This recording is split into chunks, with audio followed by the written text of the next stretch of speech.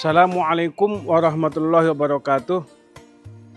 Alhamdulillah, alhamdulillahilladzi hadana lihada wa ma kunna linahtadiya laula an hadanallah.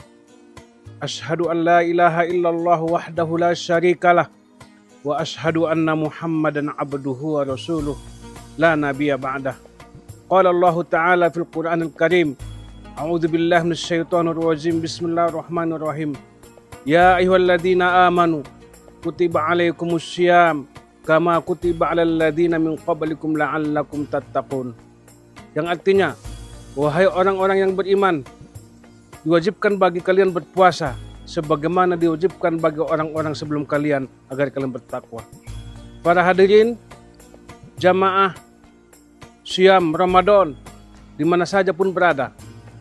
Kita sekarang berada pada bulan yang mulia. Bulan yang penuh dengan berkah, satu-satunya bulan dalam setahun itu yang diisi dengan keberkahan jika kita mau mengisinya dengan ibadah-ibadah yang telah Rasul lakukan pada saat bulan puasa tersebut. Hadirin sekalian, pada dasarnya semua ibadah itu Allah terima jika itu dilandasi dengan ketakwaan, jika itu dilandasi dengan adab. Tapi ingat, Allah Subhanahu wa Ta'ala akan menolak suatu ibadah itu jika tidak dilandasi dengan iman dan takwa. Sama halnya seperti ibadah-ibadah yang lain, yaitu contoh sama seperti ibadah berkurban ataupun ibadah-ibadah yang lain yang berbentuk dengan zakat, sedekah. Jika kita berkurban tidak dilandasi dengan ketakwaan, maka itu tidak ada nilainya. Begitu juga bersedekah, jika tidak dilandasi dengan ketakwaan dan adab, maka itu juga tidak ada nilainya. Terlebih-lebih pada bulan puasa sekarang ini. Kita berpuasa harus dilandasi dengan ketakwaan, dan tujuan kita beribadah adalah untuk mendapatkan ridho Allah Subhanahu wa Ta'ala. Bukan mendapatkan ridho siapa-siapa, bukan agar orang tahu, bukan agar orang bisa mengakui kita sebagai orang alim, tapi cukup Allah yang akan menilai kita dengan landasan ketakwaan tersebut.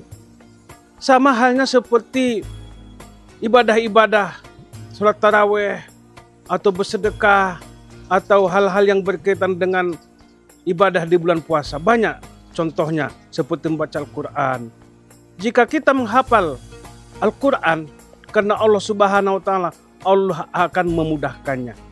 Jika kita membaca Al-Quran hanya mengharap ridho Allah Subhanahu wa Ta'ala, Allah akan membalas ibadah tersebut. Tapi ingat, jika kita membaca Al-Quran supaya orang tahu kita membaca Al-Quran, kita menghafal Quran supaya disebut orang penghafal Quran, kita bersedekah supaya dibilang orang kita ahli sedekah, maka itu tidak ada artinya.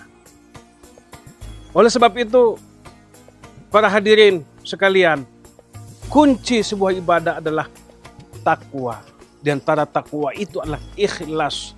Karena pengertian daripada takwa adalah melaksanakan perintah Allah Subhanahu wa Ta'ala dan menjauhi larangannya. Apa contoh daripada perintah Allah yang harus kita laksanakan?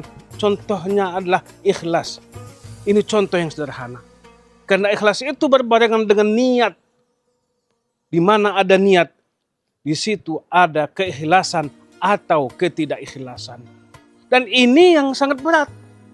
Sementara syariat itu sendiri, pelaksanaan ibadah puasa itu sendiri sangat ringan. Yaitu hanya menahan diri daripada hal-hal yang membatalkan puasa itu tersebut dari terbit matahari sampai terbenamnya.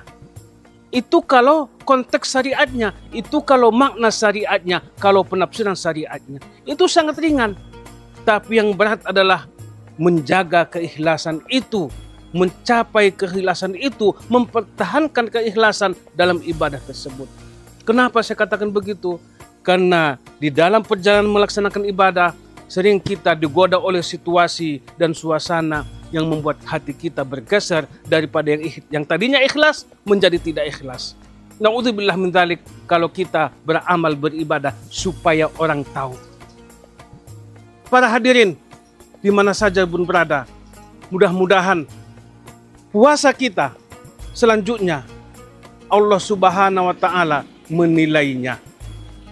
Semoga dengan penjelasan ini, semoga dalam ceramah ini bisa kita ambil hikmah dan pelajaran yang terkandung di dalamnya.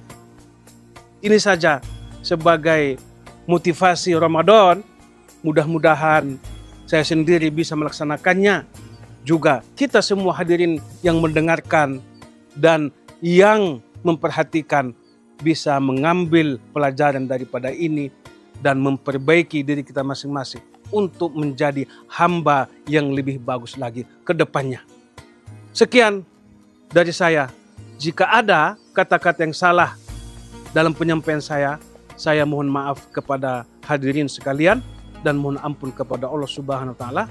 Terima kasih atas perhatiannya. Assalamualaikum warahmatullahi wabarakatuh.